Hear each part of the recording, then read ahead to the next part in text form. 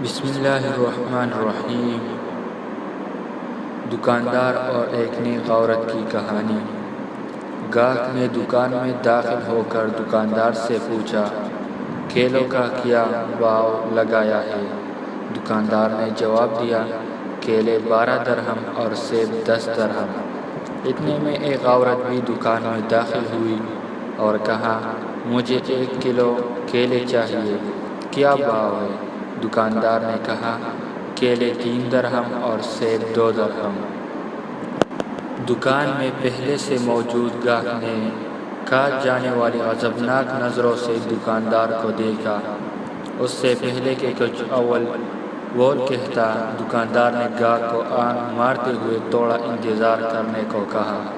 عورت نے خریداری کر کے خوشی خوشی دکان سے نکلتے ہوئی بڑبڑائی اور کہا، اللہ تیرا شکر ہے، میرے بچے انہیں کھا کر بہت خوش ہوں گے۔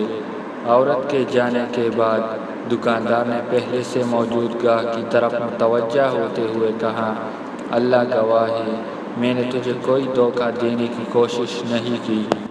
یہ عورت 4 یتیم بچوں کی ماں ہے، کسی سے بھی کسی قسم کی مدد لینے کو تیار نہیں ہے۔ میں نے کئی بار کوشش کی ہے اور ہر بار ناکامی ہوئی ہے۔ اب مجھے یہی طریقہ سوچنا ہے کہ جب کبھی آئے تو اسے کم سے کم دام لگا کر چیز دے دوں۔ میں چاہتا ہوں کہ اس کا بھرم قائم رہے اور اسے لگے کہ وہ کسی کی محتاج نہیں ہے۔ میں یہ تجارت اللہ کے ساتھ کرتا ہوں اور اسی کی رضا و خوشنودی کا طالب ہوں۔ دکاندار کہنے لگا، یہ عورت ہفتے میں 1 بار آتی ہے، اللہ گواہ ہے، جس دن یہ آ جائے اس دن میری بکری بڑھ جاتی ہے اور اللہ کے غیبی خزانے سے منافع 2 چند ہوتا ہے۔ گاہک کی آنکھوں میں آنسو آ گئے۔